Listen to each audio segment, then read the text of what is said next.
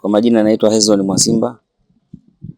Ninamwakilisha mteja wangu anaitwa Bazili Daudi Kyando, ambaye anashtakiwa kwa pamoja na makosa mengine ya uhujumu uchumi, lakini anashtakiwa na kosa moja la utakatishaji fedha.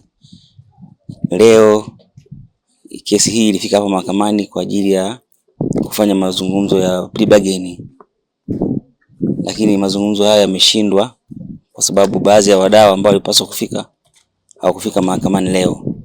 Kwa hiyo tunategemea kupata tarehe nyingine ili kwa ajili ya kuendelea na hiyo stage ya plea bargain. Kesi itatajwa tarehe 12 ambayo ni kesho, mwezi wa 6 mwaka 2026, mbele ya Mheshimiwa Male, hakimu mfawidhi mahakama ya mkoa wa Mwanza. Kwa hiyo bado tunaendelea kufuatia taratibu za sheria kwa ajili ya mteja wetu. Mteja anashtakiwa kwa kosa la uhujumu uchumi kwa kujihusisha na anajishughulisha na uzalishaji wa nyavu za uvuvi. Sasa katika baadhi ya makosa yake yaliyotajiwa, hasa kosa hilo la money laundering, kwamba nimeelezwa kwamba jamhuri na mtuhumu mteja wetu kwamba alijipatia zao la uhalifu ya bilioni 1 kupitia akaunti yake kuzalisha nyavu kwa haramu.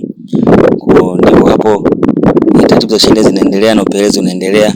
Tutafahamishwa na ofisi ya mashtaka upelelezi umeishia vipi wakati tunaendelea na vikao, taratibu za vikao vya plea bargain. Usisahau kusubscribe, like na kubonyeza alama ya kengele. Asante.